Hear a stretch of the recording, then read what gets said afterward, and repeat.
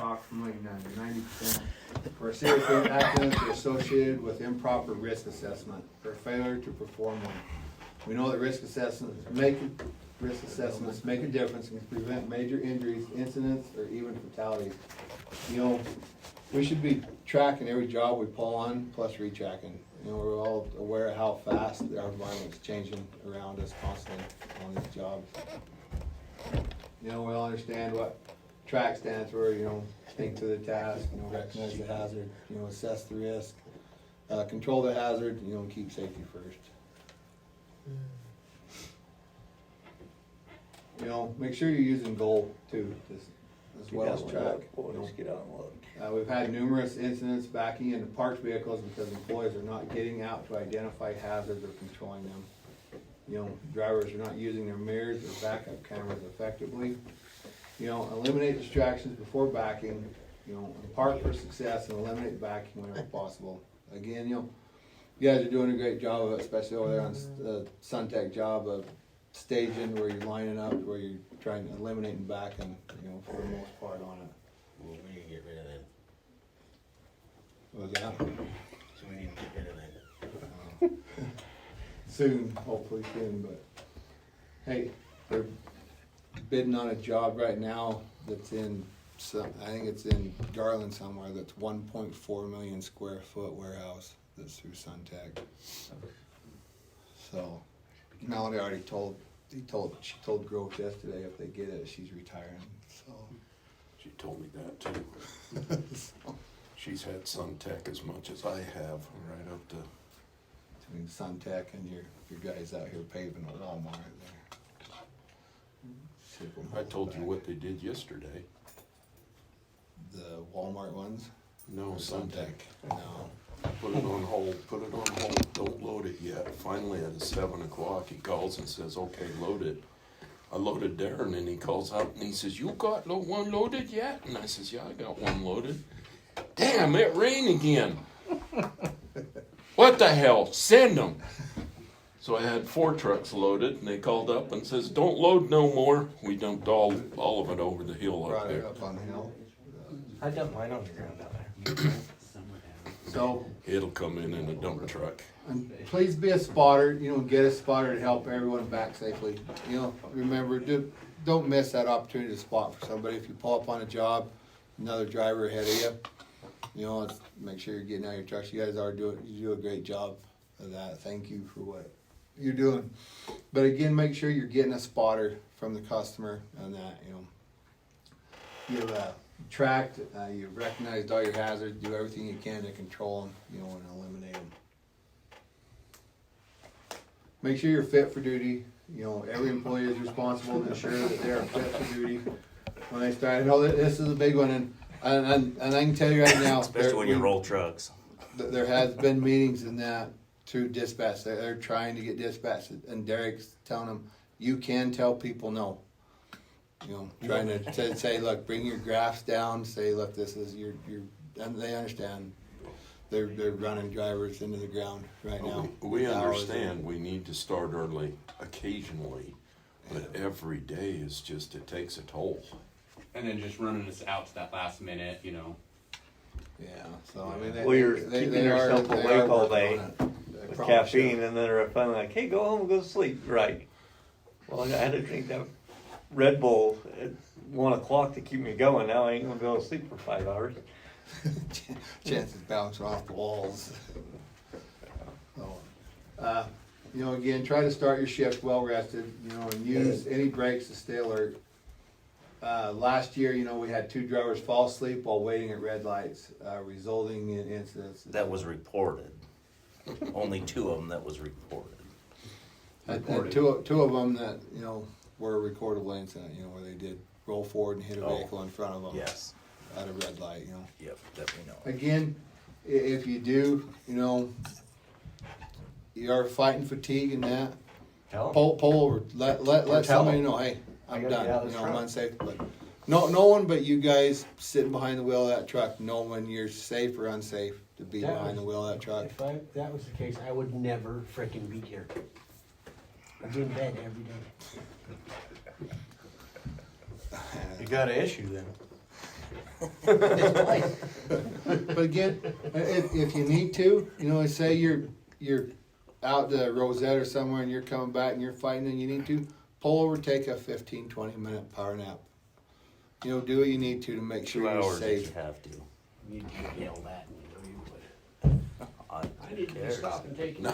They might say something. Not Anthony. They might say something, but put it back into it. This- saying you know, that- Not Anthony, there's no such thing as a 15-minute power nap for Anthony.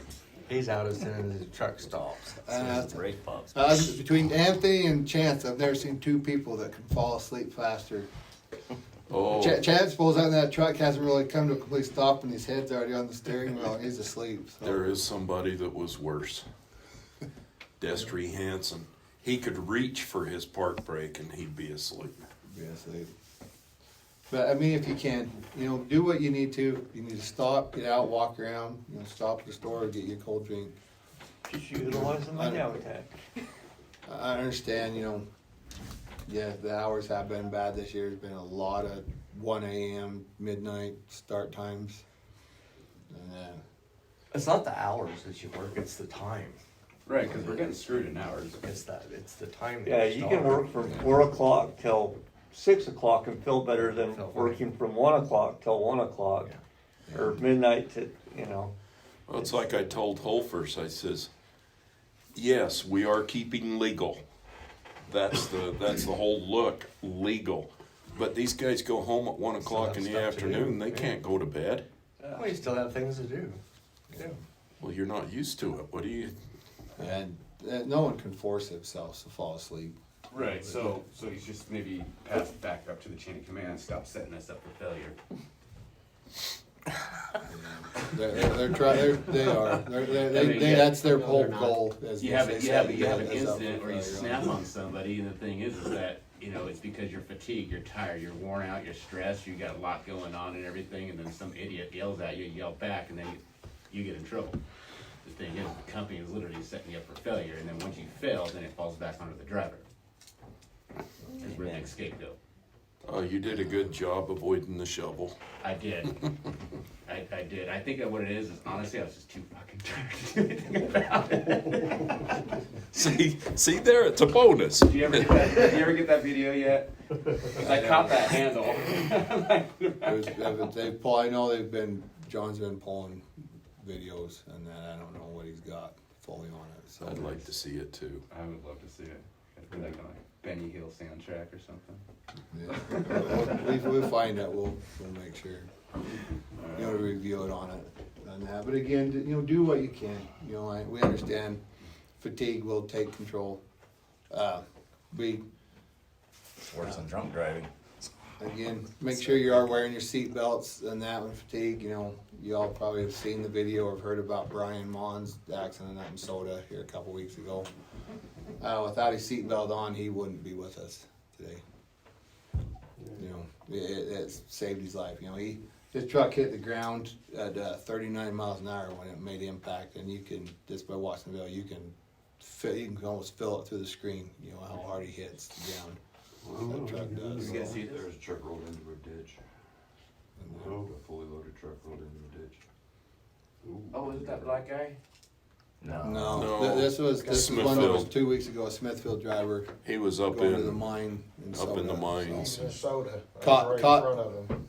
Caught the edge of the road, kind of started to pull him. He overcorrected the truck back to the left and on his side. That isn't what happened. You guys can That's say what that was all you reported. want. From watching the video before and after, it's exactly what we see on the video. Go out there and look at From the tire watching. tracks on the side of the road. The whole truck came off the road. That's when he jerked it back on the road. That's what I'm saying. You can see that he caught that edge and it did pull him to the side, and that's when That's he what Drove Well- through the edge from what he said. He woke up is when he jerked the steer wheel back See up. this video? on the video, like I say, from what we reviewed on the video. Yeah, because you couldn't see his eyes because of the dark glasses he had on. But again, do what you can, you know, to make sure that you're rested and alone for work. Last week, you know, we had a stake of arson, had an agri driver fall asleep and they're out to pick up landscape material so they can talk. Rolled the truck. About 6 years ago, we had one of the transportation drivers headed to Redmond to pick up salt. He did end up falling asleep behind the wheel, crossed the center line and hit a tractor trailer head on. Kill them. Killed the guy in the tractor trailer. Did not. Our driver and our transfer truck didn't die on that, but the picture seen it, more or less, they just picked it was just completely destroyed the tractor. They hit it at 65 miles an hour head on. So and that was our driver that did fall asleep behind the wheel on it. So again, if you can, you're all seasoned veteran drivers. You understand when you're safe and when you're not safe to be behind that wheel. If you need to, get that truck pulled over, get out, walk around, do what it takes to rest. Again, seat belts. They are mandatory whenever the vehicle is moving. This includes at all the plants, on the job sites. Again, seat belts do save lives. We've had multiple incidents. We had Craig Story choked and blacked out one night going to Wholesome on a night pour. Drove off the Weaver old, Canyon. yeah, up by Taggart exit. He went off the freeway just before the bridge, so he almost went off the bridge. He rolled the truck 7 times, come to rest down almost right at the river, and that again, seatbelt on. It did beat him up pretty hard, but again, you can see Craig's still driving for us right now. So make sure you have them seatbelts on. Make sure you're wearing them properly. Don't pull them over and lock them to where the chest belt's way loose and that on you. Make sure you can pull them, where they're comfortable, to make sure it's still snug enough that if something does happen, it is going to protect you if you do happen to roll the truck. Again, this thing here, it was one of our operating companies, I can't remember which one they said, but was a driver, and it's a training truck. The guy drifted off the road. Well, this is in January 2022 while driving downhill. A 56-year-old driver in a ready-mix concrete mixer truck was fatally injured after he lost control of the truck. The truck overturned and the driver was ejected from the truck. Another individual who was in the truck was also ejected and suffered serious injuries. Neither person was wearing their seatbelt. So this shows, you can see on that accident, severe accident, roll over in a mixer, but if they really had their seatbelts on, they both would still be alive today on it. Or PPE, again, proper PPE must be worn at all times. Again, utilize your Red Wing boot voucher and discounts for premium safety footwear. It's a great deal for what you get for Red Wing and what you have to pay for them with our company vouchers that we have. Specialty PPE is available for specific tasks. This goes, we do have full masks and all that for if you're on the acid stand. If you want to be completely covered up, we can get you goggles, anything that you would need if you'd like. Replace improper fitting or damaged PPE. So again, that goes hard hats now. If your hard hats get dropped and all that a bunch, ask for a new one. We'll get you a new hard hat in here. Please do not drill holes in your hard hats or hang them up. And always, use the correct tools for your job. Cell phone use. JBP has had multiple incidents involving employees using cell phones while driving. Again, company policy is we are allowed to use Bluetooth device as long as it's a one-touch device, as long as you can reach up and tap it to answer a call or thing. But anytime it's in your hand and out, they just fired 2 drivers in the Salt Lake area for cell phone use and that driving down. We had a driver in the Salt Lake area, which is the camera triggered him for cell phone use down the freeway. He was on his cell phone, and while the camera was videoing him on his cell phone, a car comes in and bounces off the side of his mixer. So So did he drift over the line? Or he did didn't the drift car over be the retarded? line. It just showed that it was a coincidence that he was on his phone. That's why the camera was on. But while the camera was on, Opened it up.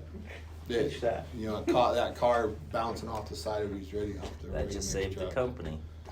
The trucks, they are in the process right now, they're demoing cameras, but by the start of next year, all the trucks will have 360-degree view cameras around on the trucks. So you'll have in the cab, forward, driver facing, forward facing. You'll have one on each side of your mirrors showing down the side of the truck, and one on the rear of your truck showing the rear view of you. And they've got them on a mixer, end dump, and one of our tractor trailer belt trailers in Beck Street now. In fact, the tractor trailer belt trailer, there was an incident again on the freeway that a car drifted over, hit our truck, and come back, and the driver was trying to tell the police that, hey, the driver drifted out of his lane and hit them, until they pull up the cameras, and it shows exactly where the truck was in his lane, and it shows the lady come up and bounce off the rear tires of his truck and back out in the How are they lane. gonna keep the residue off those? And that'd be the same as your backup cameras. You just have to, if you get spray in that on, you'll have to clean the one, your rear view one. Well, you know where the backup camera's at, right? Yeah. Okay. So how would they keep the residue off the cameras up front? You seen the mirrors Are on the they, trucks out here? they're putting them on the mirrors? They're mounted, the ones they have now are mounted on the mirror bracket down on the side that show down the side of the Oh, truck. boy, see, that's where they got theirs too. So it's again, same thing as you're cleaning your mirrors, take a cloth or something, wipe your camera off. Go through And some- again, they're there to protect you guys too. I mean, a lot of incidences where it's your word against somebody else's I until can't they pee can pull up anywhere on a. that truck, Joe. What's that? Can't pee anywhere on that truck now. God, have to find a new hiding spot. It does, luckily it doesn't trigger for you standing next to your truck. I know it doesn't trigger at all. You showed that. Well, I always use the door as a safe. Right, I know, but now it's in your face. To Exactly. deflect Don't people see watching, anything. and the camera's right. Camera's right there. It obviously doesn't trigger. You So can't- again, the cameras Just have aren't to pull the tip costly out so on, it and doesn't the poll videos on these, I mean, you have to know the exact time, because it's only a 1-minute video that polls, I mean, it can take hours, and it takes almost 20 minutes to pull one video, to request a video and get it pulled up, so I mean, if you're That's why you have trying it to on do your a- cell phone, right? trying to do a 10-hour All you thing, gotta do is open it up on your phone and there we are, huh? on my phone, I can see where you're located in that and seeing what's going on. It does send the alerts. I can't see the videos on my phone. I have to hook That's on why the you showed me laptop. one of me picking my nose, remember? I'm Let's not see what sure Anthony's that up to was. today. Oh, yeah, look at that. The only time I've ever seen Anthony, you've been asleep. So, Catching but again, eyes. roll rinse that while employee was texting.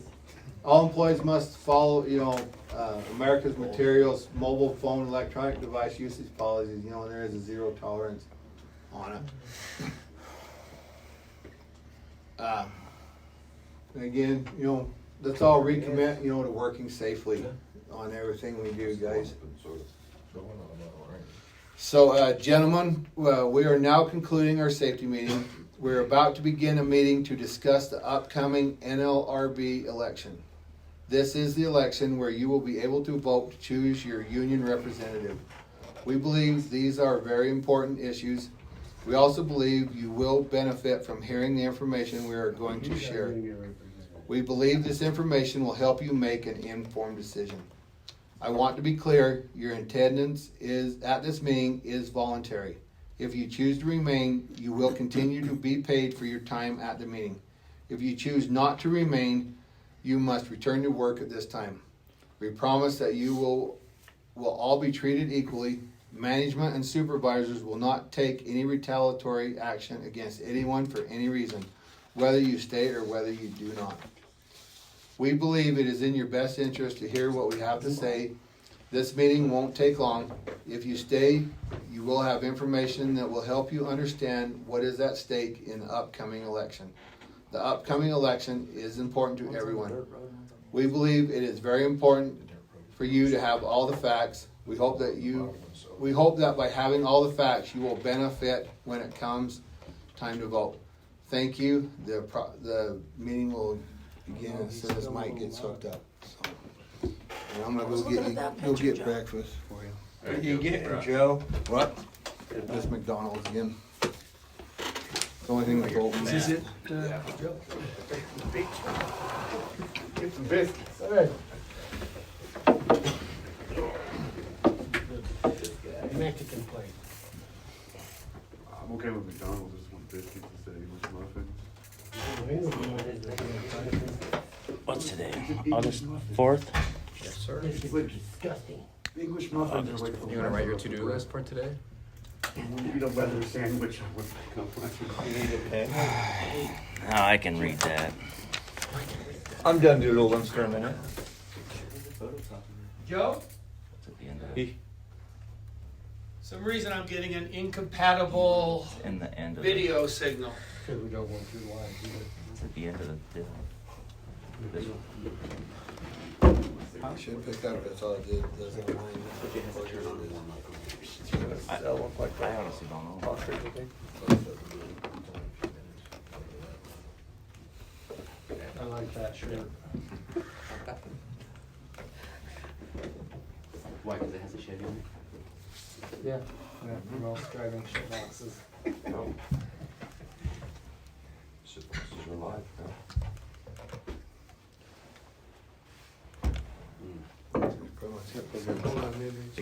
Pieces of paper to take notes of this Union Buster. You got a lot of just do like sticky nine notes, sticky man. notes. Sticky notes. I even got a sketch of what he looks like. So guys, I'm gonna pass around this attendance sheet.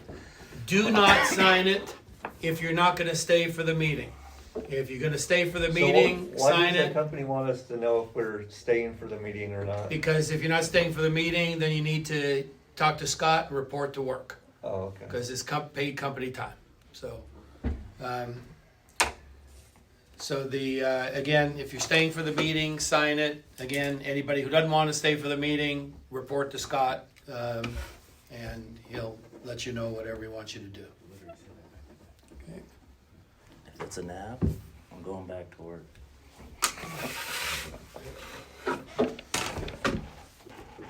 Did he run with Joe? Let's hear it. Can we be here for a nap? Say we wasn't here. Just hiding.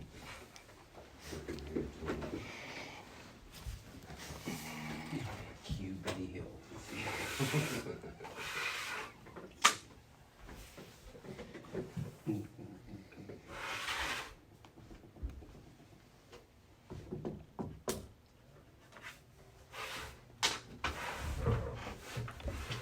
All right, good morning, everyone. My name's Michael Penn. In fact, I think most of you had a meeting with my daughter, Miko.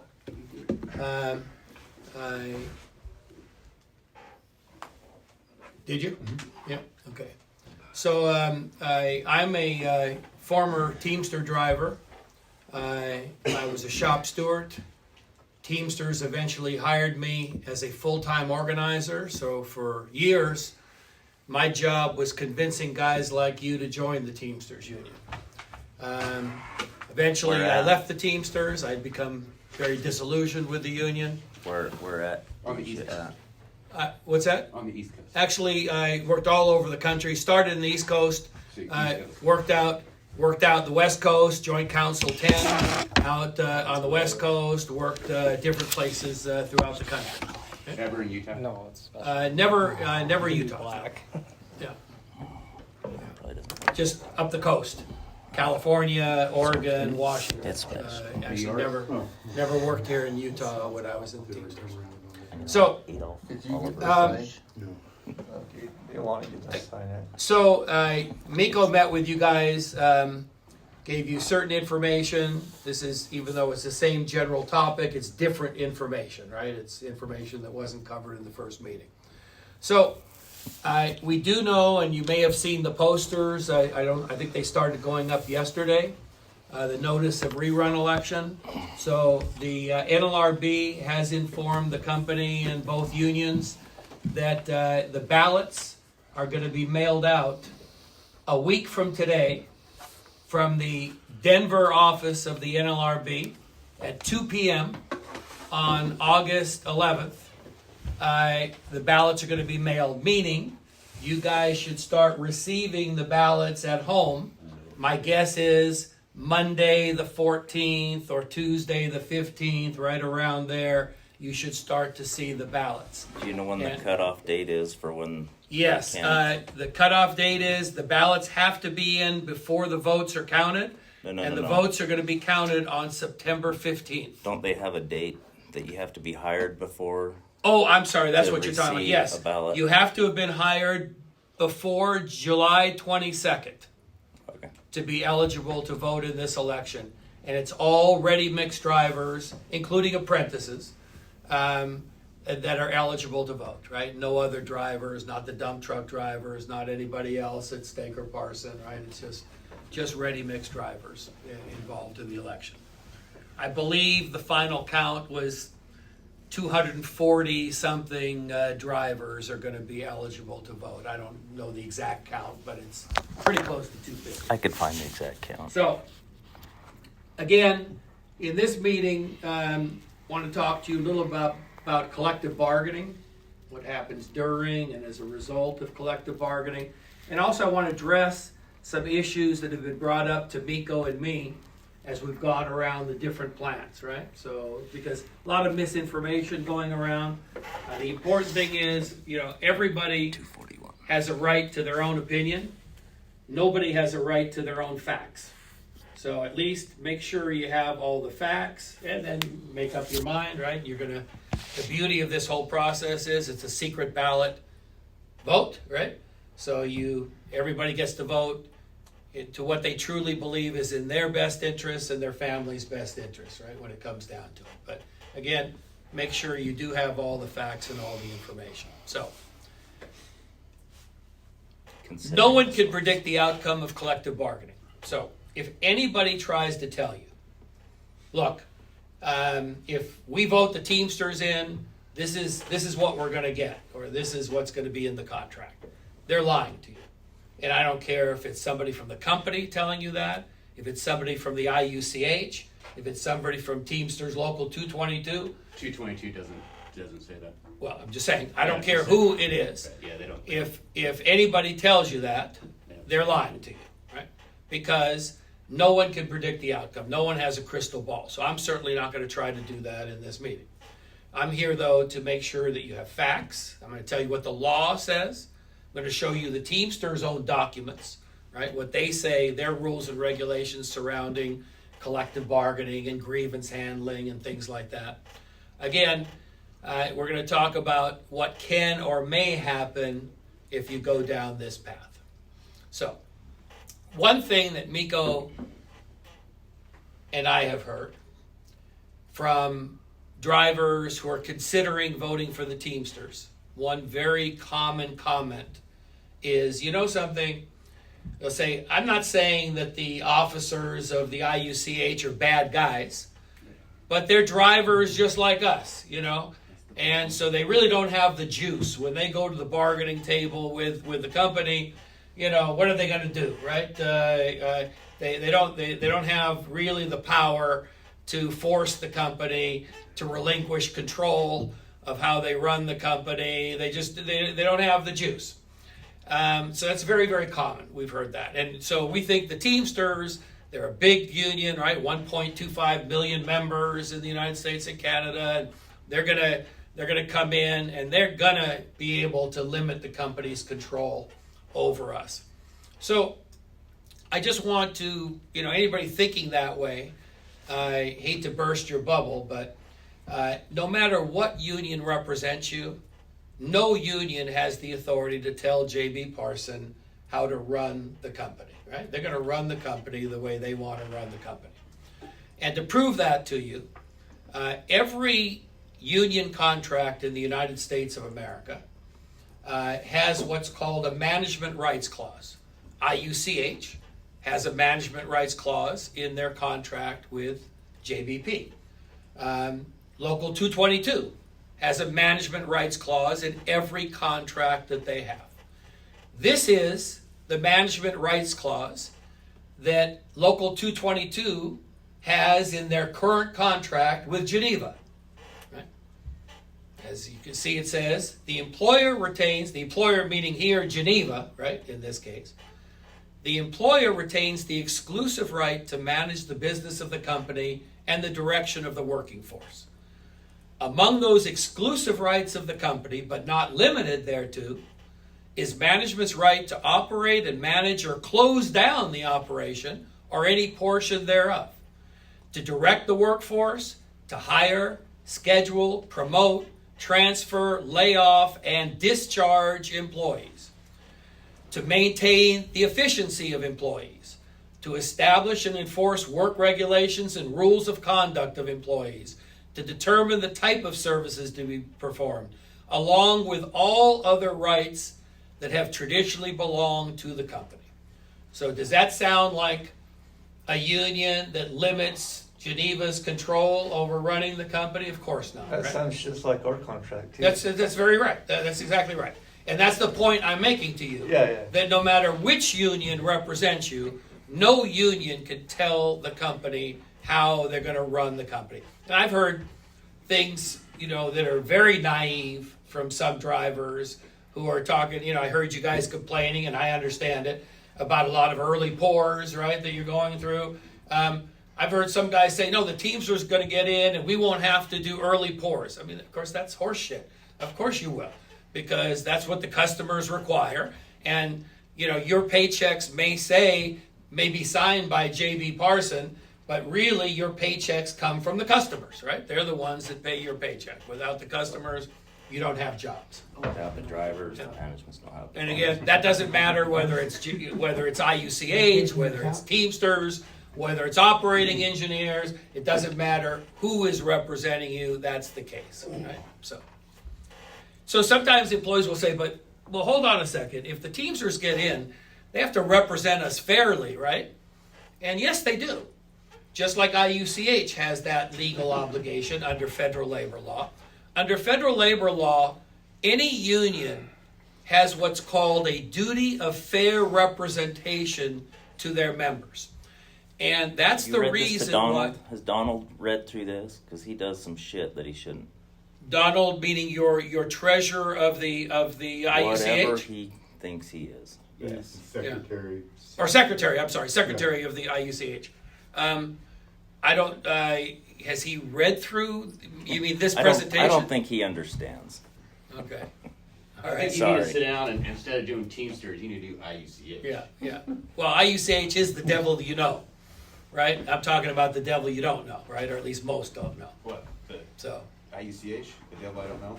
I said IUCH is the devil you know. No, I don't know. He's well, a Teamster okay. I'm a Teamster member. Yeah. But you're not a Teamster now. Yeah.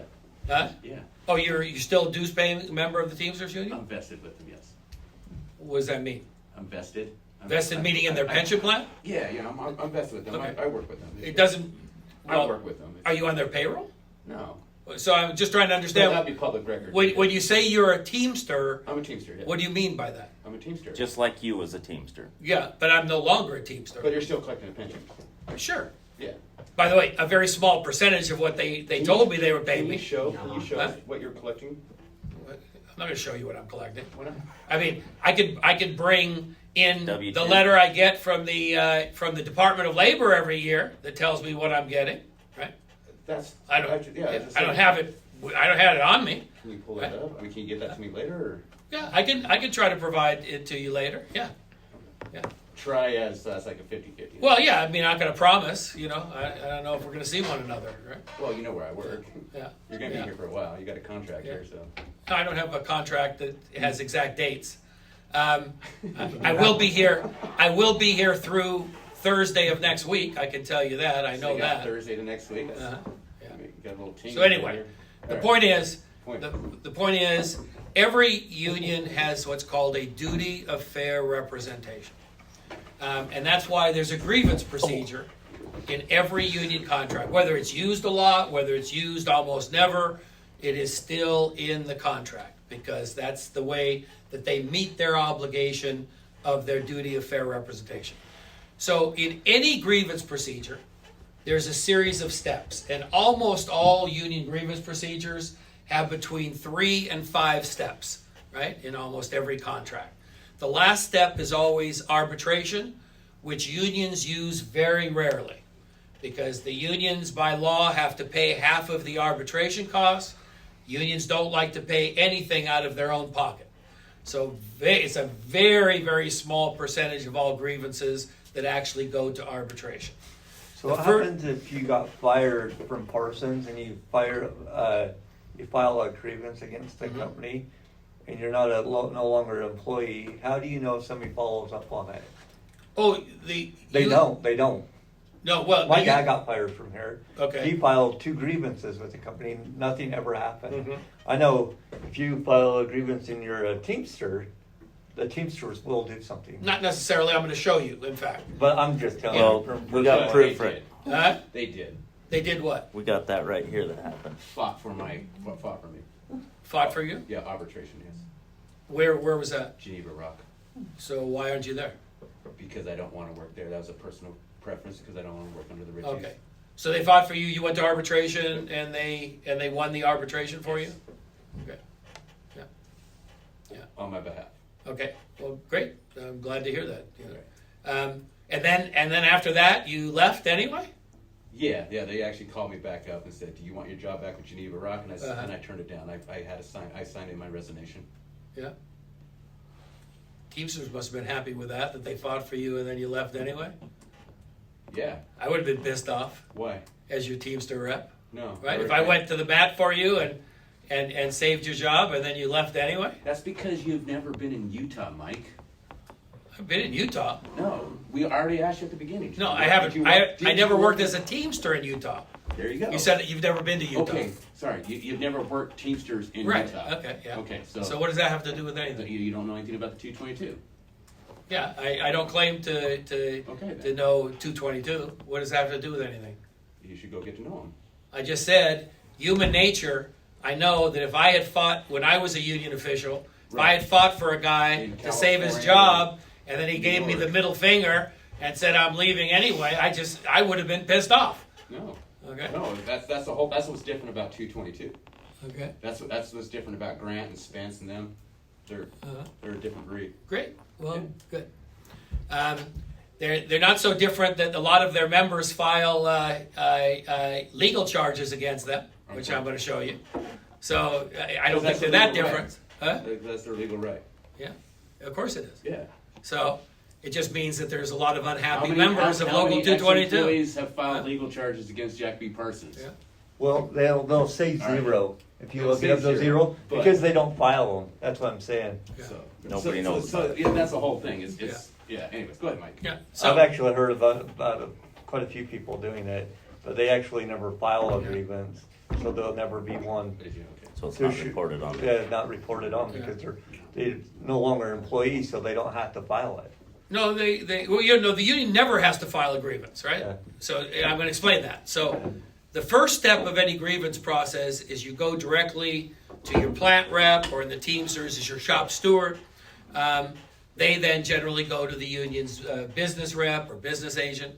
Now, no matter what union represents you, under federal labor law, the only control that you have of a grievance as a union member is whether you file the grievance or not, right? Because that's up to you as a union member, whether you file a grievance. Once you file a grievance, the union legally has 100% control of that grievance, meaning the union, not you, decides whether they're going to defend you, whether they're going to take up your grievance or not. If they do take up your grievance, the union decides if they take it all the way to arbitration or if they drop it or settle it out somewhere along the way before getting to arbitration. That is the union's decision legally, not yours. The only legal obligation the union has when you file a grievance, they must investigate, right? They can't just tell you, basically, go fuck yourself, right? We're not even investigating. They do have to investigate the charge, but as long as they investigate it, they can tell you we're taking it up or we don't think it has merit, right? That's up to the union to do. What's wrong with that? I'm just telling you what the law says. Right. Yeah. So, because again, some employees think, gee, the union, because I've heard people say, hey, IUCH has a legal obligation to take up this grievance. No, they don't, right? Neither does the Teamsters, right? No union has a legal obligation to do it. So this is from the Teamsters Constitution. It says every member, meaning every Teamster member, covered by a collective bargaining agreement at their place of employment, authorizes the local union to act as his or her exclusive bargaining representative, with full and exclusive power to execute agreements with the employer governing terms and conditions of employment, and to act for him or her, and have final authority in presenting, processing, and adjusting any grievance, difficulty, or dispute in such manner as the local union or its officers deem to be in the best interests of the members? No. In the best interests of the local union. A lot of guys don't know this about the Teamsters Union. They're one of the very few unions where the officers of the Teamsters have a legal obligation per the Teamster Constitution to do what's in the best interest of the union first, only what's in the best interest of the members second. Okay? So if we file agreements now, who's to say where it goes? Is it the best interest of the company? So the best interest of the union first, and then the Teamster members second. That is correct. As long as it falls under in the collective bargaining that they have with the company. That's right. With the Well, that's all the union has. Well, duh. The power over is the collective bargaining agreement, right? That they sign. Exactly. That's why contracts, they go up for Renegotiation. after a couple of years, whatever. They go up there and they. I think you're missing the point. Okay.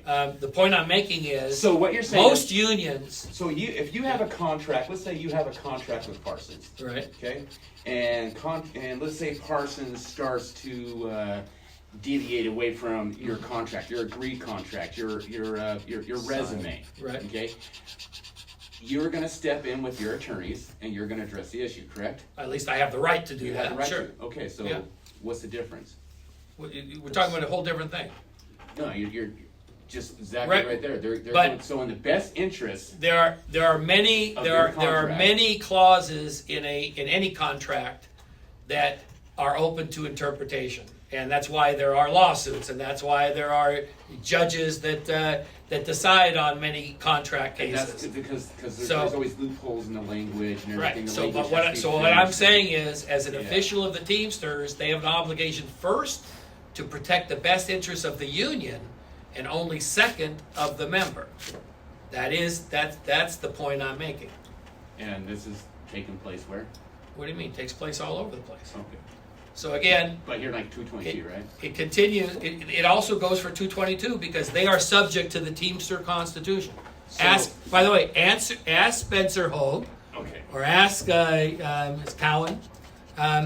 Ask them if they have an obligation to abide by the International Brotherhood of Teamster Constitution. I already And did. the contract. And if they does say no, they're lying to you. Okay, do you want me to get this in writing? Yeah, you get in writing. I'll get to it. That they're- I got to like Yeah, Thursday of that next they'll week, say but anyways, that they'll say that they don't have an obligation to comply with the Teamster Constitution. the Teamster Constitution, what they'll tell you if you wanted to talk to them, Yeah. because you already haven't worked with the 222 Yeah. yet. We just certified that one already. But the Constitution, the Teamster Constitution, that's the guideline.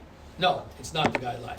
It is the Sure. supreme law of the Teamsters. So, like, Just like okay, the U.S. you know- Constitution is the supreme law of the land. So like how the United States has a constitution, right? That's what I just said. I heard this from another driver. It was actually Yeah. pretty smart. Anyways, the United States has a constitution, right? And we have to abide by that constitution. That's correct. And then you got states. We got 50 states. If you're a Right. Democrat, it's 52, but you got 50 states, Yeah. and each state has its own constitution.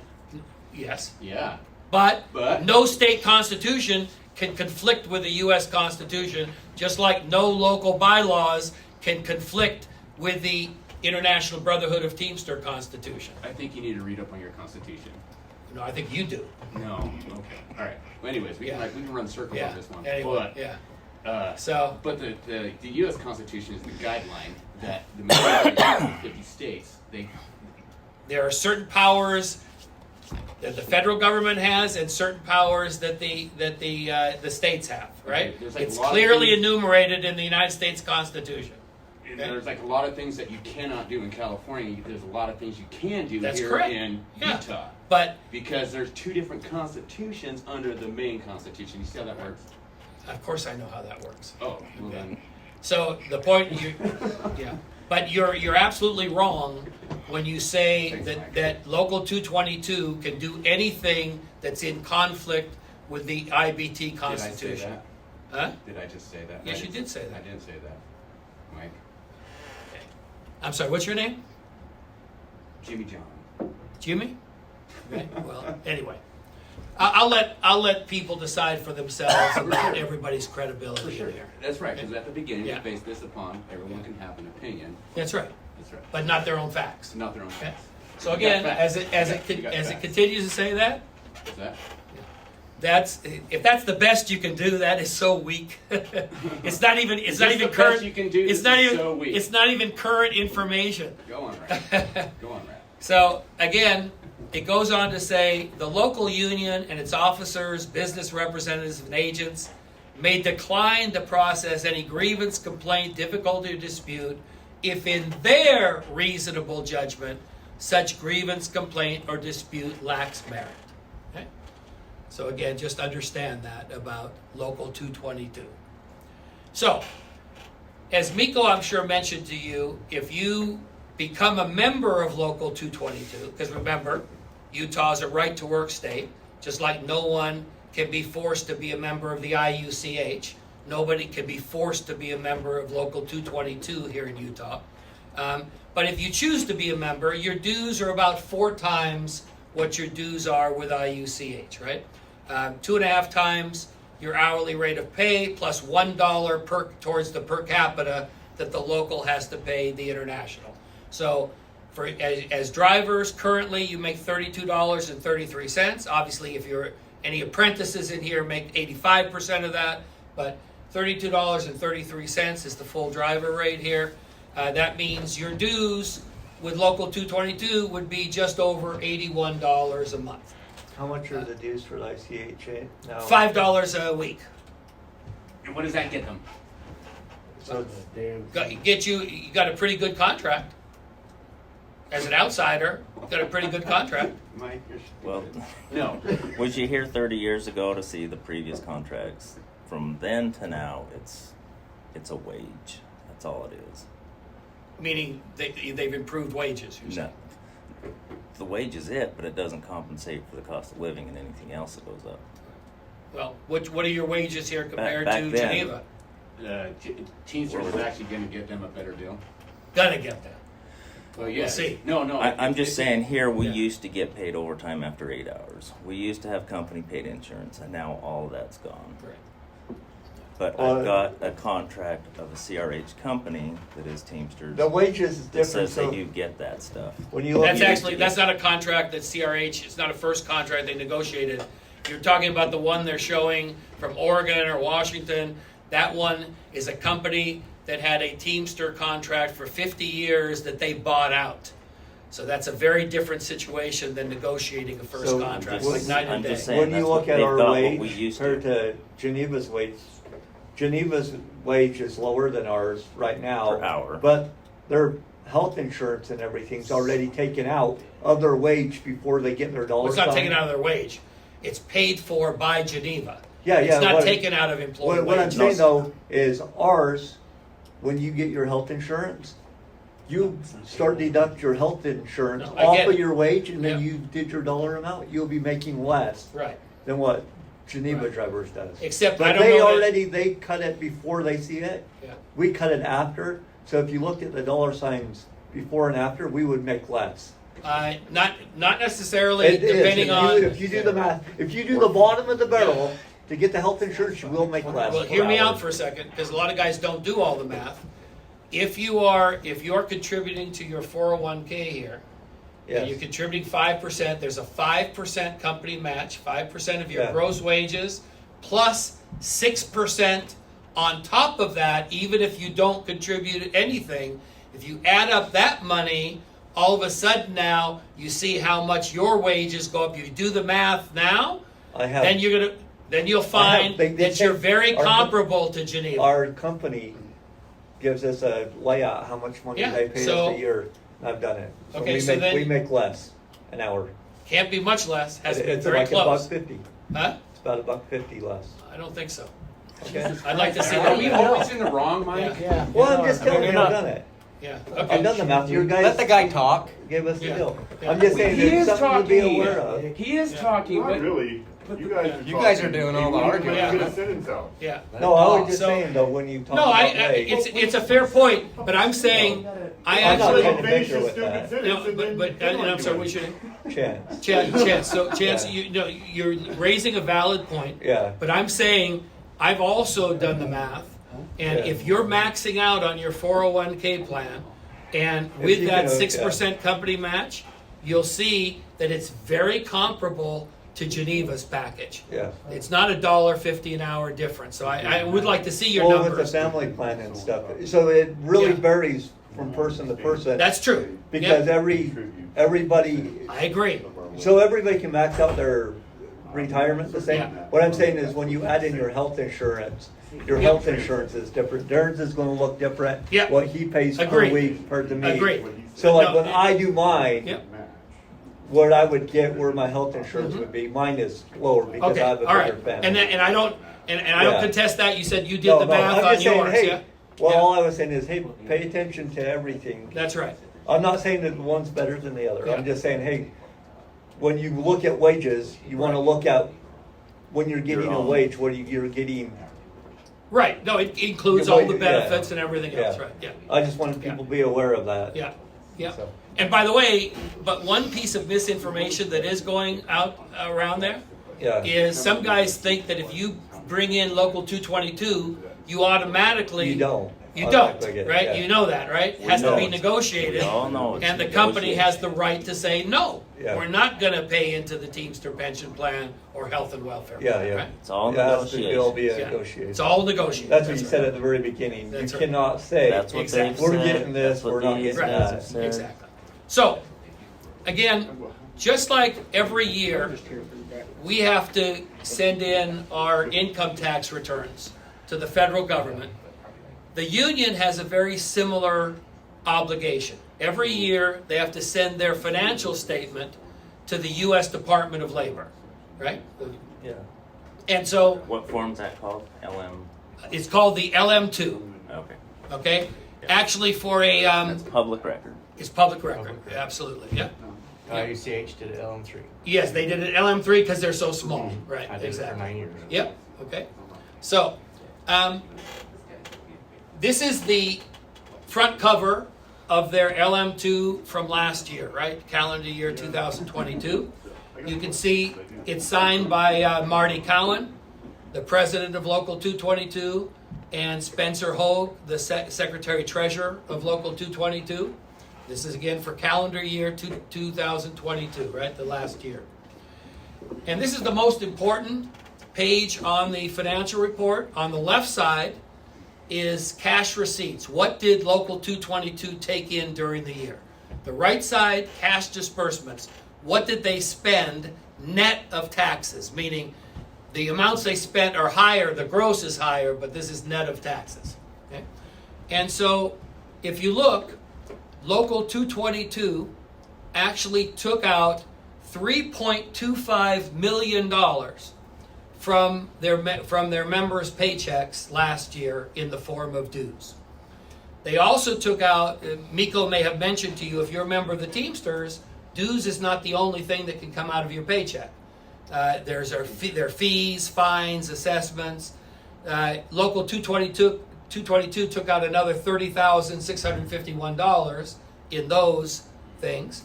They had other business income. They had total income of $3.6 million. How did they spend that money? Well, they spent just shy of $1 million, $999,000 and change, on representational activities. That's mostly salaries for themselves, the union officers, and their own employees of Local 222. They spent $26,797 $26,797 on political activities. They spent another $687,000 on benefits for themselves. That's not benefits for the members. That's benefits for themselves. They spent $779,000 in per capita tax. That's not a tax to the government. That's about 25% of the dues they take in, they kick up to the international union. Okay? It's members' money that they kick up to the international. And then finally we get to members like you. Of the $3.6 million that Local 222 took in last year, look at line 64. How much did they spend on behalf of individual members like you? That is a zero. Not one red cent. And notice something that they spent last year, $355,000 more than they took in. They're $355,000 in the red. How does the union make that up? Because the union doesn't produce a product. How does the union make up that shortfall? One of a few ways. They either raise the dues, they take out more fees, fines, and assessments from your paycheck, or they recruit new members like you to the union so they get that infusion of cash into the union coffers, right? That's the only way they can make up that shortfall. So they are desperate for your dues and people like you. And again, the president of IUCH, Jose Gonzalez, Jose makes a salary of $1,500 a year as president of the IUCH, $1,500 a year. The president of Local 222 last year made little over $112,000. The secretary treasurer made a little over $116,000. The VP, a little over $101,000.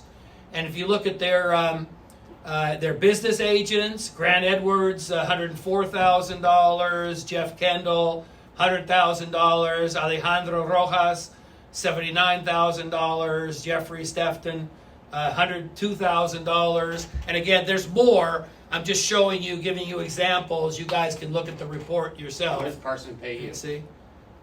I get paid an hourly rate on a fee-for-service basis. And that is? And that is, you can look it up yourselves with the federal government. Okay. Okay? So you're in it for business? Okay. Yes, of course I'm in it as a business. You have to run some shit, right? You got to pay some employees, you got travel. Absolutely. You got Yeah. hotels. Absolutely. Okay. Of course I do. Yeah. So, by the way, did anyone in here work for free? Yeah. I mean, yeah? No, Yeah. you don't. Okay. So, At home. by the way, Sometimes we pay to come to work. yeah. So, well, I'd love employees like you who want to pay to work. That's great. So, There are days when it costs more to come in. Yeah. Than be. So remember, they report that they paid over $26,000 to political activities, but in their report itself, they actually say it's zero. They're supposed to list the politicians or the political action committees that they gave the money to. So actually, Local 222 is in violation of DOL regulations. You may want to point that out to them. Well, you're And an attorney. Go sue them. and say what happened there, right? So it's not worth my time. But anyway, what don't they want you to know? Because, by the way, the international, they do what they're supposed to do. They list who they give their political contributions to you, because I'm going to show you that. But the local's supposed to do that too. They just don't do it. So the international also has to file a financial report every year. And this one is the one from last year, 2022, signed by Sean O'Brien, the current president of the International Teamsters, and Fred Zuckerman, the International Secretary Treasurer. So remember the $779,000 in per capita tax that I just showed you that Local 222 kicks up to the international? Well, every local union in the United States and Canada has to do that. So the Teamsters took in $192.8 million last year. They also took out fees, fines, and assessments and work permits from their members to the tune of almost $7 million. So not only can the local union take out fees, fines, and assessments from your paycheck, the international can also take money out of your paycheck for those things. And then they have other business income, they have dividends, interest, rents. So they have a total of $225.3 million in revenue last year. How'd they spend that money? Well, they spent $47.5 million on representational activities, mostly salaries, for themselves and their own employees. They gave $9 million for political activities. They gave away another $1.8 million in contributions, gifts, and grants. They paid themselves benefits worth another $47.1 million. And out of the $225 million they took in, how much did they spend on behalf of individual members like you? Again, not one red cent. That's a zero. Okay. That's false. The president of the Teamsters last year made $350,000. Secretary Treasurer, $295,000. The executive assistant to the general president, $243,000. Assistant to the general secretary treasurer, $232,000. By the way, there's pages and pages of this, just showing you a few things. And by the way, the Teamsters have a beautiful office building in Washington, D.C. They had a nice one in Salt Lake, too. Yeah, but much nicer one in Washington, D.C. And that one is kitty corner, across the street, kitty corner from the United States Senate. And on the top floor are the offices of the General Executive Board. It's those, less than 20 guys who control everything in the Teamsters Union. And beautiful offices. Have you been there? And what's that? I says, have you been in there? I have been in there, yes. And Nice. they have their own executive chef who they pay $162,000 a year to, and their own sous chef who they pay $95,000 a year, plus a whole kitchen staff that only cooks for those 17 guys and their invited guests. Are those chefs union? Probably. No, actually, they're not Teamsters. Well, of course they're not. Some of the Driving a big old rig and some of the Teamster employees are unionized, but they're unionized with a different union to protect them against the Teamsters. Okay? Well, yeah, because Yeah. the right to unionize. Yeah, so. right. Right. So, All this stuff, so if you actually I call gotta it cook the food. the local 222, 222 will give you everything that Mike's showing you. Yeah, They well, that's won't hide good. anything. well, it's all public record, right? Right, it's all public. Yeah. So, again, take a look at this. Jimmy Hoffa Jr., who was president of the Teamsters up to a couple of years ago, he's retired, right? He is no longer has anything to do with the Teamsters Union other than he's a past president, right? He got a salary of $98,000 last year, plus full benefits, because the officers of the Teamsters, once they leave office, they get partial salary and full benefits for the rest of their lives. A pension, right? Well, they also get a pension. That's separate. Oh. I'm talking about extra. I'm talking about full benefits. So how do you get that job? What's that? Yeah, that's sweet. Yeah, yeah. Is that why you left? I mean, 'Cause they you wouldn't give you that? Yeah. payroll, so I wasn't I'm high right enough. here. I wasn't high enough up the food chain to qualify for that. Yeah. Apparently not. You pissed somebody off because that's why you're doing what you're doing. No, I didn't piss anybody off. In fact, they didn't want me to leave. I left voluntarily. Okay. They sued you too, right? Yeah. What's that? They sued you for. No, they too, didn't. right? What are you talking about? I was never sued by the Teamsters Union. I thought they sued I know you what if you're talking you about. left. What? No, I'm sorry. I didn't understand what you're I thought I saying. heard someone say they sued you if you left. No. Who sues you? The Teamster can't sue you if you leave. That's right. I don't understand what you That's mean. what I heard. Somebody said that, didn't they? Huh? Something. I think it was your daughter. No. Yeah. No, she didn't say they sue you if you leave the union. Yeah, Yeah. that's the word. No, they can fine you if you owe them money when you leave. Well, They yeah, can if collect you owe those somebody money. fines, right? Yeah, but they don't sue you for leaving the union. You have a right to leave the union. It's like if you walk into a restaurant and you order dinner and you leave without paying, you owe them money. Well, that's so they right, can yeah. Fine you. Right. Yeah. So. Yeah. Well, no, you're making, or he was making the statement about the Teamsters suing you if you It leave was- the union. yes. That doesn't happen. Yeah. That's right. So, again, How much money do you owe? the Teamsters' priority is recruiting new members, not servicing their existing members. So there's pages and pages of international organizers that they have, right, to organize new members, like I did. They all make salaries of between $125,000 and $185,000 a year, and there's pages and pages of them.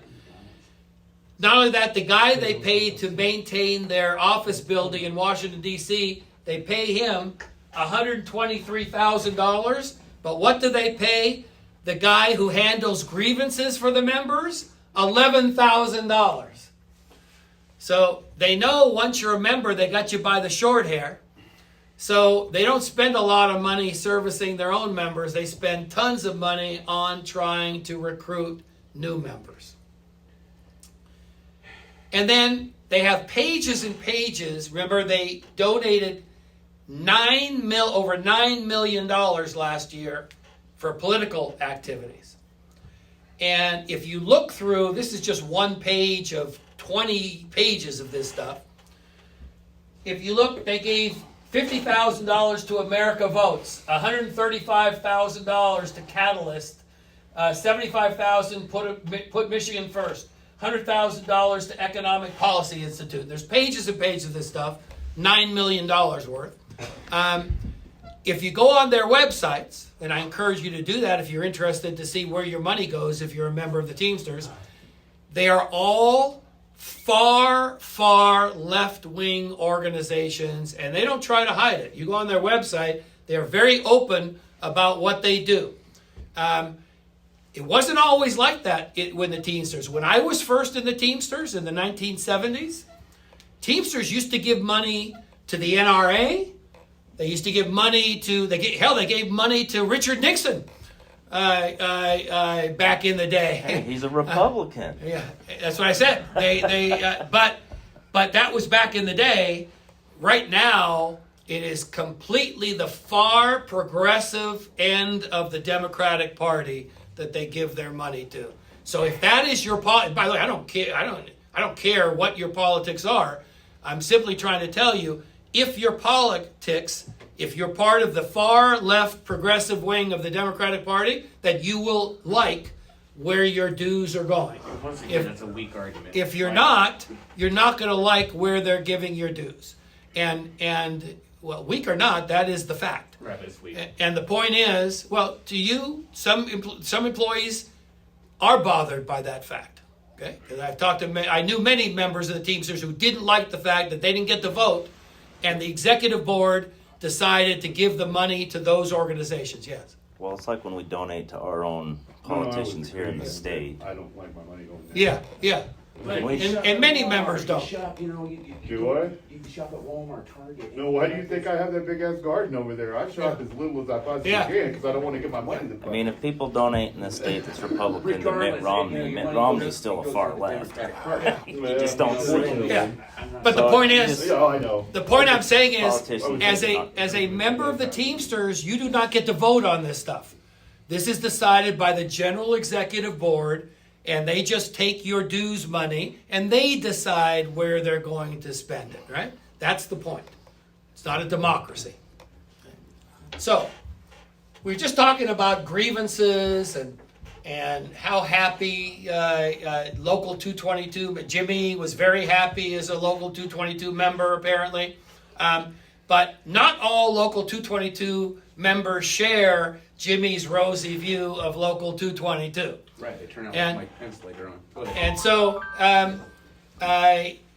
And so, personal attacks, because you can't contest the information, you resort to personal attacks.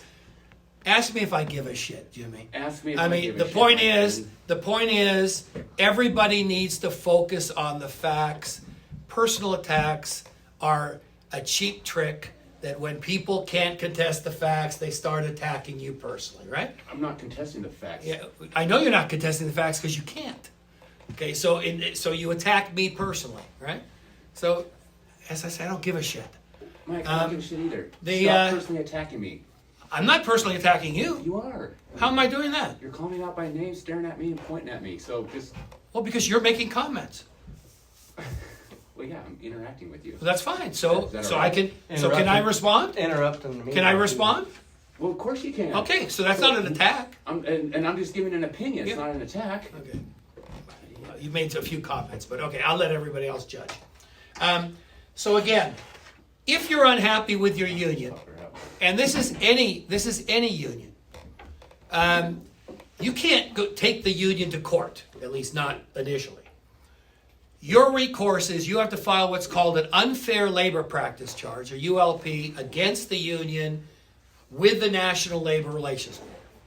And Local 222 has a lot of these charges against them from their own members. Okay? And there's a stack like this. I'm just showing you a few to give you a flavor of them, but it's all public record again, right? Once again, public record. So you have to fill out this form if you are a member of the union. It says United States of America, National Labor Relations Board, charge against labor organization or its agents, and all the ones I'm showing you are Teamsters Local 222, right?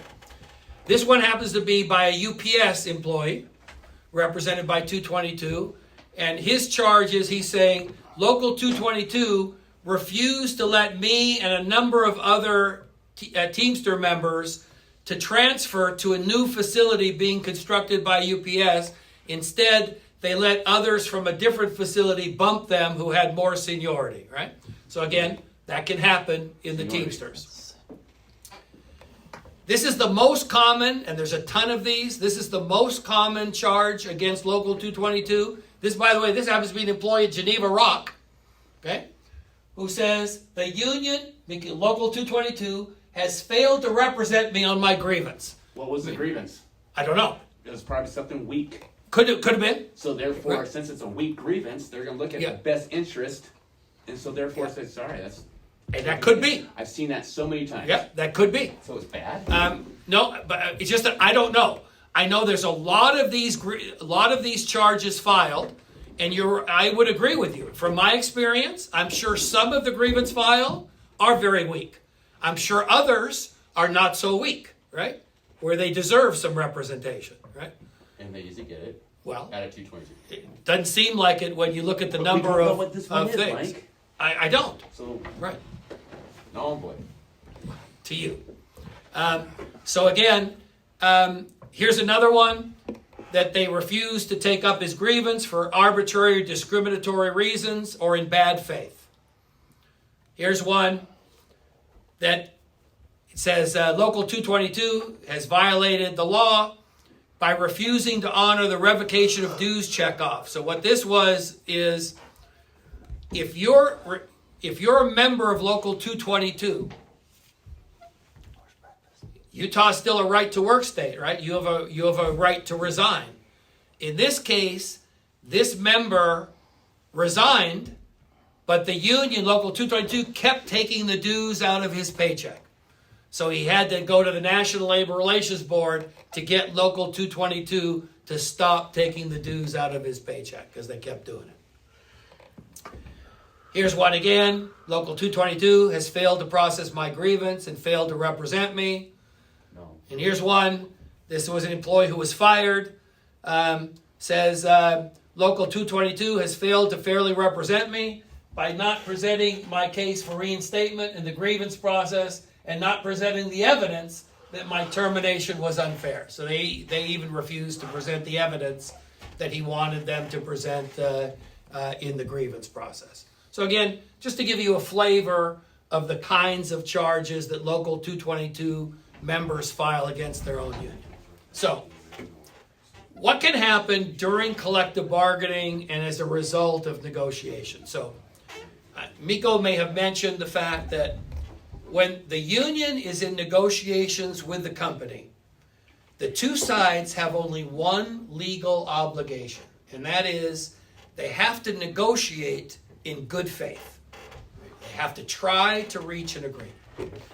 If they reach an agreement, you can end up with more, the same, or less than you have now. I looked at some of Local 222's literature, and they was a bit devious. They tried to make it sound like, well, you know, you start from where you are now and you can only get more. Not true. You can end up with more, the same, or less than you have currently. McDonald's failed me big time. Sorry. Thanks, Joe. Yeah, no, thank you. So feel free, guys, to take food while we Sleep talk. now. So that's if there's an agreement reached. If there's no agreement reached, if the two sides just are at a stalemate, This one's biscuits over here, though. if they're at a stalemate, that's what's legally called reaching impasse. Okay? And if the two sides reach what's called impasse, that's when the company offers you what's called their last, best, and final offer. That's what it's legally called, meaning take it or leave it. Now, normally, if it reaches that point where you get a last, best, and final offer, that's usually an offer that employees do not want to live with for the next 3 years, right? Usually a pretty lousy. That's when people go on strike. That's exactly. That's usually when people go on strike. That's right. But we're going to talk about different things that can happen because a strike is not the only thing that can happen. Okay. Oh, yeah. So, the first possibility is this. You get to vote on the final offer, and you can vote it up or down, right? You can accept it, or you can reject it. Now, with the IUCH, if you vote to accept the offer is accepted. If you vote to reject the offer, then the offer is rejected, right? But not necessarily with the Teamsters. With the Teamsters, if you reject the company's final offer, the Teamsters still have a right to sign it anyway over your objection. And this happens a lot in the Teamsters Union. The most famous case that was in all the newspapers and TV stations, you might remember 5 years ago at UPS, is when the UPS members voted down the contract and the Teamsters signed it anyway. And then to add insult to injury, there were a bunch of supplements in different parts of the country to the contract that members rejected, and they signed those anyway. Okay. As it says here in this article, after ratifying a national contract that was soundly rejected in a vote by UPS members, Hoffa's Package Division Director Dennis Taylor now also claims half the rejected supplements are ratified. So the Teamsters told their members at UPS, doesn't matter that you rejected it, you guys are going to live with this for the next 5 years. We're signing it anyway. Teamsters have the right to do that. What was the update on that one? So you have to understand that. Do you remember the update on that one? So, For what? When Hoffa signed that, it was something that went back or something like that, and it got pulled or something. no, it did not I get pulled. don't know anything about the UPS one on Yeah. that. That one came from Dylan. Yeah.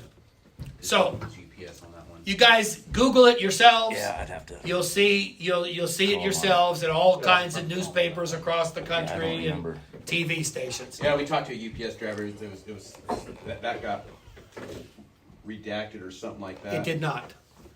Wrong. So again, you guys decide who's credible here and who's not. Google it yourselves, right? That's all I can tell you. Do your own research, do your own homework. It was not redacted.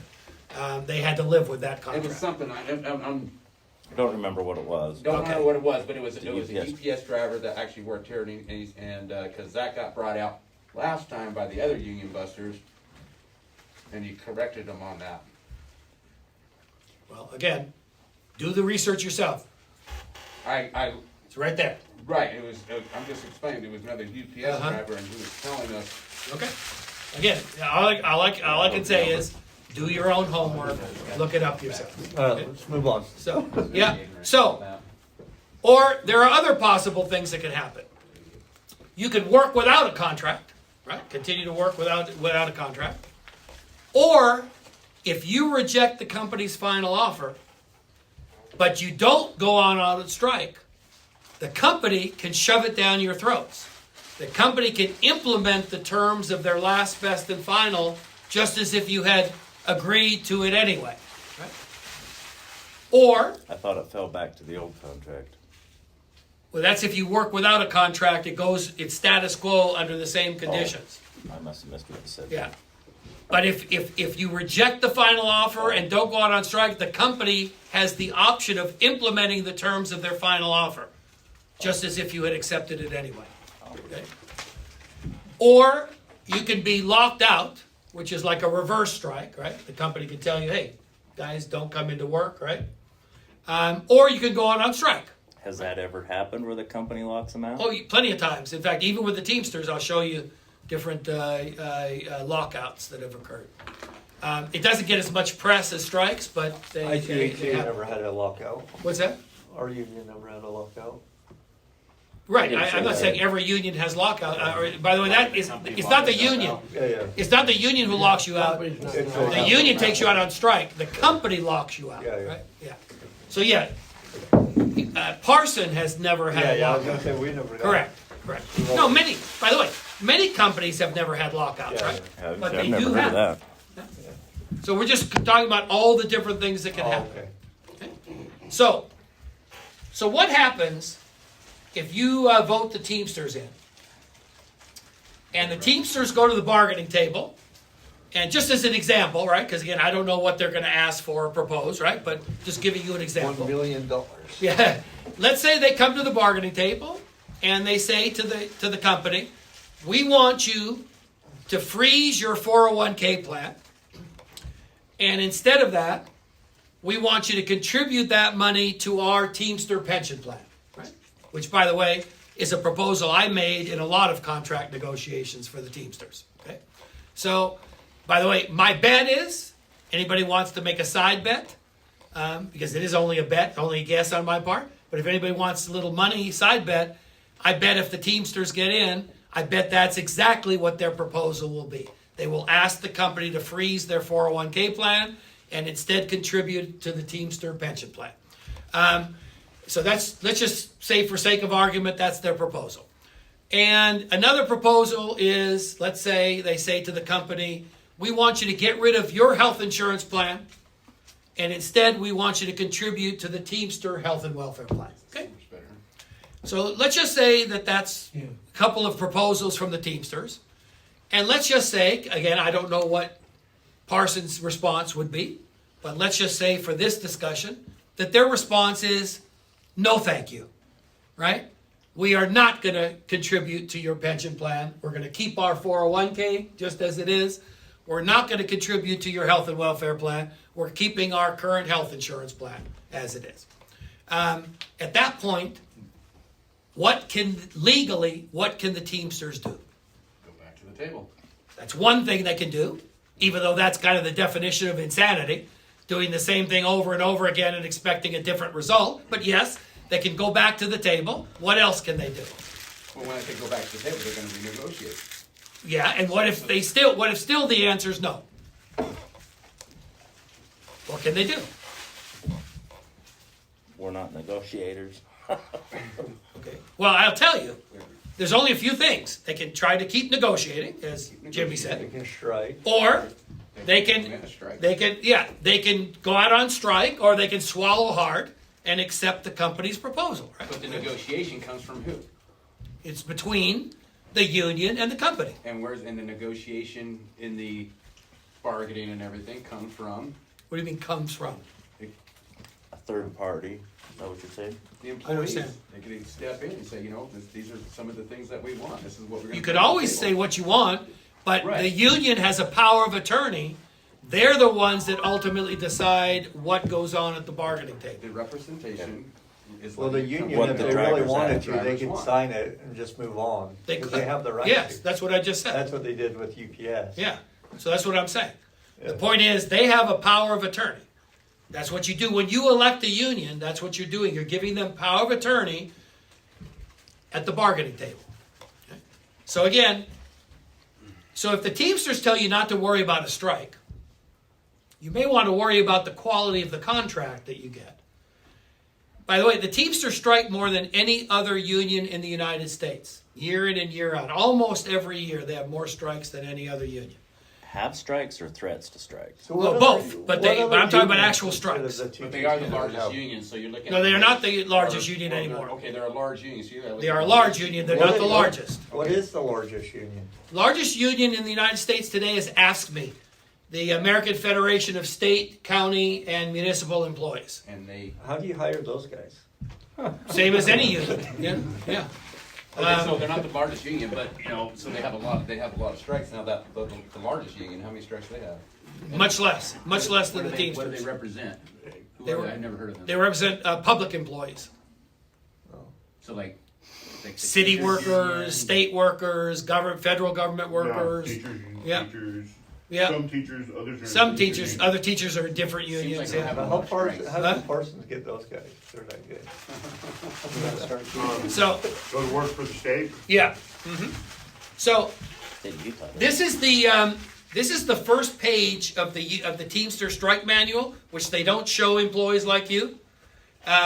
This is for their officers, but on the very start of the first page, it says a union's bargaining power depends upon three main elements: the right to strike, the ability to strike effectively, which is more difficult in a right to work state, and the company's ability to withstand a strike. A strike should not be undertaken lightly, for the strike is the ultimate economic weapon and it can backfire, right? So, Teamsters, like I say, strike more than any other union in the country. Last year, Teamster members lost over 143,000 work days due to strikes. Now, Local 222 doesn't strike very often at all, okay?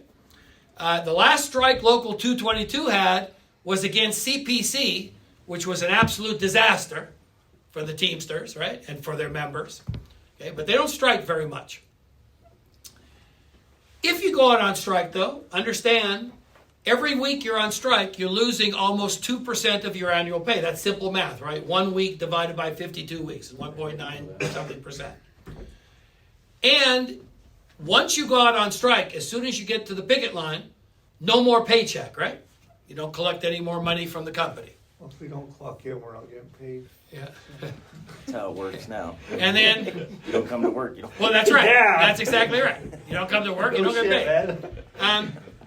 Unless you're on PTO. And then you can't access your benefits, right? In other words, you can't access PTOs, holiday pay, nothing. While you're on strike, your benefits are frozen. The company can even suspend your health insurance during a strike, and the only way to keep it at that point is to go on COBRA, right? Which is you have to pay your portion and the company's portion. What's Cobra? It's the federal government that if you are out of work for any reason at all, it allows you the right to keep your health insurance. Oh, okay. But you have to pay not only your portion, but all the The money company. the company pays you to have the insurance. Okay, that's what COBRA is. Okay. So whether you quit, whether you get fired, whether you go on strike, you have a right to continue your health insurance on COBRA. It's a federal government program. And in the state of Utah, you cannot collect unemployment while you're out on strike because you didn't lose your job through no fault of your own. You walked off the job, right? You went on strike. So by the way, just to show you, you can look at the kind of health insurance for those of you who have health insurance here. But just notice this. If you have the family plan, for instance, under the PPO plan or under the HDHP plan, under the PPO plan, you would have to pay over $2,000 a month, over $24,000 a year to keep your health insurance. Because you have to pay not only what you pay now, but what the company pays for you to have that health insurance. So I understand, we've told the company, if there's one thing that they can do, in our opinion, from what we've heard from employees like you, if there's one thing they could do to improve things, would be lower the cost of health insurance here at the company. We've asked for that. Because I understand I get it, and it's expensive. So you have some guys here with family coverage that pay up to $7,000 a year for their health insurance. Okay, that's a lot of money. Yeah, it's a hell of a lot of money. Okay, but by the way, when you're paying that $7,000 a year, Parson is contributing another $17,000 a year for you to have that insurance plan. Okay, so just understand how much health insurance actually costs. Okay, for a good plan. Now look, there are some union plans that the cost is very little, but the coverage sucks, right? So again, it also depends on the kind of coverage that you get with your health insurance plan. But anyway, because of this, during strikes, very few employees are able to keep their health insurance. And I've seen human tragedies during strikes where just bad timing, the member or a loved one, has a serious illness or an accident. They go in the hospital. I've seen employees lose their life savings because of something that occurs during a strike, health-wise. And again, literally, I've seen tragedies occur, and a lot of employees don't think about that when they think about strikes. So also, a lot of employees say, so if we're with the Teamsters and we go on strike, how do we pay our bills? Well, that depends entirely on the union. Remember their constitution? So in the Teamsters union, if the General Executive Board doesn't authorize the strike, you don't get any strike pay. It has to be approved by the General Executive Board. Also, if you're not a member in good standing, you don't get strike pay. And if the Teamster Strike Fund is below $150 million, there's a 1 week, and usually it is, there's a 1 week waiting period before you get strike benefits. You don't start getting strike benefits until your second week on strike. And then What kind of benefits do they get? I'm going to show you in a second. Oh, okay. If you work even 3 days a week somewhere else during the strike, you also don't get strike pay. And if you're on strike, negotiating a first contract, which would be your case, right? You would have to be negotiating a first contract with the Teamsters. If there were a strike on a first contract, minimum strike pay is only $150 a week. And that's only if you do your 30 hours a week out on the picket line. 5 days a week, 6 hours a day on the picket line. The Teamsters pay you $5 an hour for your work on the picket line. Okay? Don't they have a federal minimum wage? Not when it comes to strike pay. Not included in that. I was curious. Yep. And by the way, the Teamsters can discontinue strike pay at any time that they want to. So, if you're a Teamster, do you have final say over whether you go out on strike? No, not necessarily. If you want to look at page 87, Article 12, Section 1B1, it says if at least half the eligible members vote and a majority vote to reject the company's final offer, no additional vote is necessary to authorize a strike. Meaning, once you vote down the final offer, you automatically authorize the Teamsters to take you out on strike. They don't have to give you a separate strike vote. They can. For instance, this last time around with UPS, they gave the UPS members, Teamster members, they gave them a separate strike vote. But in 5 years ago, not 5 years ago, in 1997, when UPS went on strike, they never allowed them to vote. Once they rejected UPS final offer, they pulled them out on strike. And also, if you go out on strike, can the company replace you? You bet your ass they can replace you. They can replace you temporarily, or if it's an economic strike, they can replace you permanently. Well, in Utah, where it's the right to work, they can replace you no matter what. Anyways. And then, you might want to ask Local 222, will they guarantee that there'll never be a strike if they come in? No, Or if there they is, don't guarantee they'll protect anything. your jobs or they'll protect your paychecks? Nobody, what- nobody guarantees it. Nobody Yeah. guarantees. IECH don't guarantee. Nobody Yeah. guarantees you anything. Yep. That's my point. There are no guarantees. There is no guarantee. Exactly my point. So, what if you don't want to risk being replaced and you're a member of the Teamsters and you cross the picket line? Well, of course, Teamsters call you a scab. Or a rat. And yeah, or they have the big rat up there, yeah. And then it's a violation of their constitution, okay? So crossing an authorized picket line violates the Teamster Constitution, and the Teamster fine for crossing an authorized picket line is every penny you earn while you cross the picket line during the entire strike. So let me show you one, just Sounds an like example, you a don't wanna strike cross that the line. I was personally involved in. So this was a strike where some of the Teamster members crossed the picket line during the strike. As soon as the strike ended, they were put on trial and they were fined. And so this is one of the letters that was sent out. It says, the trial board of Local 890 has heard the charges against you, and you've had an opportunity to appear and to present evidence in your defense. By the way, remember in the Teamsters Union, if they charge you with violating their rules and regulations, you don't have a right to bring in your own attorney or outside representative. You have to defend yourself or get a co-worker to defend So you. did you Right. cross the line, or were you one of the? No, I people was that- in the Teamsters at the So time. you helped find these guys. Exactly. Yeah. Yeah. I was the finer, not the finee. Yeah. Not the one being fined. Yeah.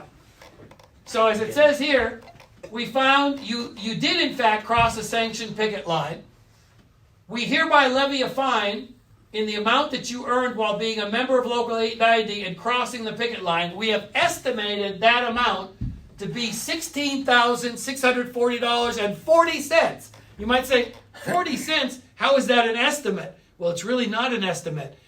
The Teamsters calculate down to the penny what you earned in gross wages during the strike, and they take it all away from you. So this employee probably only took home $12,000 after taxes, right? Net take home pay. So these guys go on strike for 3 months here? Yeah, they That were on looks strike like for actually 4 longer than months. that. Yeah, they didn't cross the picket line the whole time, but this strike actually lasted for 25 months. Who was that? Where? What year? It was in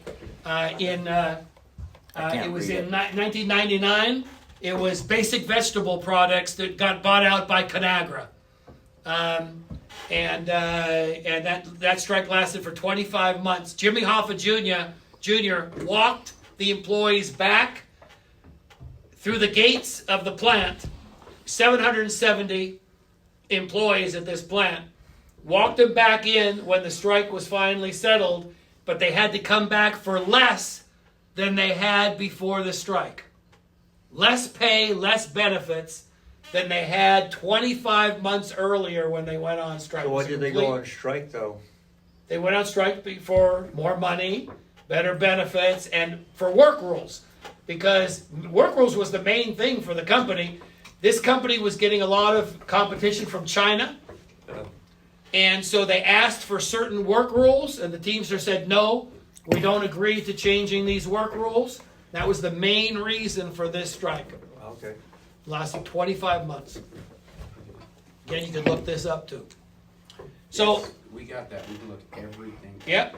So will the union guarantee that something like that will never happen, or they'll never fine you for crossing a picket line? Yes, Okay. They will? What? Oh, I thought somebody said yes. I did. It's a joke. Oh, okay. So, sometimes employees say, look, okay, so if I'm a Teamster member, I don't want any piece of a strike. This does not sound like a good deal, any way you look at it. So, what if, like, say the company did go Teamster, and then if you didn't want to join, You don't have to join. and then you could cross the line all you want. That is correct. Yep. If you are not a member, Yeah. just with any union, If you cross the picket line, they can't even fine you 1 penny. That's right. They can only fine their own members. That's exactly how it works. Yeah. There's some other issues to crossing a picket line. Well- that you should keep in mind that violence frequently occurs. That's correct. Yeah. Slashing tires. No, I don't think so. I've seen it with the iron workers and freaking, okay. By the way, weren't here for that part. in that 25 month strike that I showed you at that company, one employee got their truck firebombed during the strike. Some of the mechanics who were key, the Teamsters knew they had to keep the mechanics out of the plant because, without the machinery running, right, they couldn't run the plant. They actually shot into a few of their houses. One guy, it missed his four-year-old daughter by about 8 inches. One driver got hit with a wrist rocket, right, ball bearing, grazed his temple. That employee, that union Teamster member, went to jail for 7 years for attempted murder during that strike. So Because what state was that in? what's that? What state was that in? California. California? Yep. I was just Crazy curious. what union people do, huh? Yeah. I mean, you should hear what the IUCH does. I heard like in Michigan, people are crazy like that anyways. Yeah. And that's, so I can only imagine Yeah. you being in certain Yeah. areas, I- being way, I can tell you Permanent from stuff, a lot of yeah. experience on this stuff, during a strike, and I'm not talking about if the strike lasts for 1 week. I'm talking about during a strike that really lasts for months. Guys get desperate, right? They got mouths to feed. And people get ugly, and you get a mob mentality start to take over, and people do things that you look and you say, I never would have believed that this guy would have done this, ordinarily, right? So it brings out, when your kids are serving. crises like that always bring out either the best or worst of people, right? That's how it works on any crisis. Yeah. So, we're getting where we gotta get back to work. Yeah, I got one more thing to show you though, Okay. because it's the most important thing. Yeah, we're just already 10 minutes late on our first job. Yeah. By the way, these are lockouts. We're talking about Teamster lockouts. These are all pictures of different lockouts with the Teamsters Union. So, how can you best decide whether Local 222 is in your best interest? Don't compare it with contracts that they have for 40, 50 years. That's comparing apples to oranges. Compare apples to apples. What is their track record? Over the last 32 and a half years, negotiating first contracts, just like is your case here if you bring the Teamsters in. So this is Local 222's track record since January 1st, 1990, all the way until 2 weeks ago, July 19th of this year, okay? So during that 32 and a half years, there were 134 petitions filed regarding Local 222. 108 of those were just like your petition, where Local 222 is trying to get in to represent the employees for the first time, like here.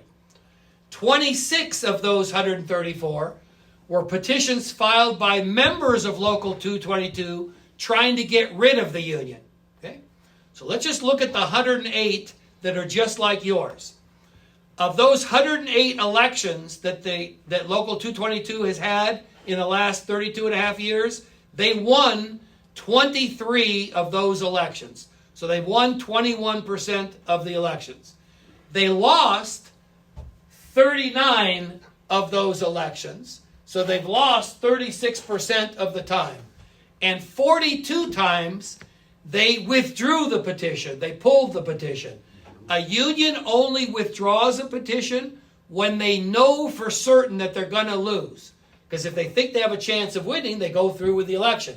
If they know they're going to lose, the union has two advantages to pulling the petition. One, it doesn't go as a loss on their official records with the government. And two, instead of having to wait 1 year to try to get back in, if they withdraw the petition, they only have to wait 6 months before they can try getting back in to represent the employees, okay? Yeah, so it is smart. If they know they're going to lose, it's smart to pull the petition. But so really, though, it's a loss. Really, they've lost 75% of the time. And there are 3 petitions that are still pending. One of those is yours, okay? Because it's pending until you vote, until the votes are counted. What about the 26 petitions that members of Local 222 filed? Well, Miko probably mentioned to you, it's very difficult to vote out a union because you have only a 30-day window period every 3 years to do it. If it's not worded correctly, the government dismisses it. If you miss it by 1 day, they dismiss it. So 15 of the 26 petitions that Local 222 members filed got dismissed by the NLRB. They never even went to a vote. But of the 11 times that Local 222 members got to vote, only 2 times did Local 222 members vote to keep their union. 9 out of the 11 times that they had a chance to vote, they voted to kick Local 222 out, which shows you how unhappy most members of Local 222 are. Okay. So, let's just look at the 23 elections that Local 222 has won in the last 32 years. Well, 15 of the 23 times that they won elections, or 65% of the time, they got the company to sign a contract. Okay? 6 times of the 23, or 26% of the time, they never got a contract. Negotiations failed. They just never got a first contract for the employees.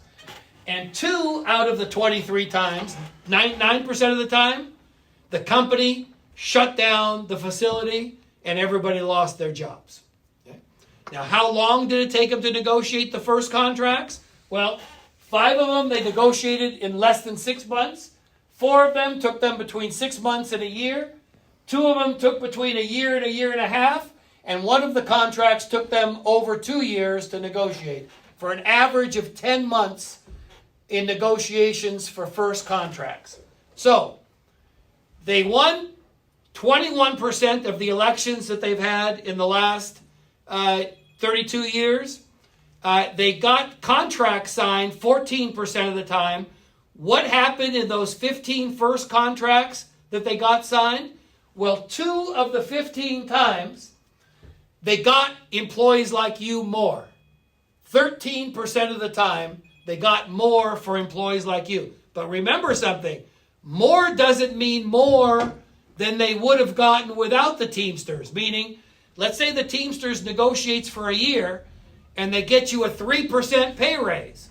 Well, statistically, that goes in the more column because you ended up with more than you had before they came in. Doesn't mean that's more than you would have gotten without them. And 2 of the 15 times, employees like you actually ended up with less than they had before Local 222 came in, 13% of the time. And the rest of the time, employees ended up with the same. Remember, we're talking about first contracts now, just like you would have to negotiate. So, let's look at the employee objective here. If you're a driver who wants the Teamsters union, right? Who's going to vote in favor of the Teamsters, 3 things have to happen to benefit you and your family. First, the Teamsters have to win the election, right? Second, they have to get a contract signed by JPB, because if they win the election but they never get you a contract, that doesn't do you any good. And third, that contract has to get you more than you have now, because if it gets you the same or less, that doesn't do you any good, right?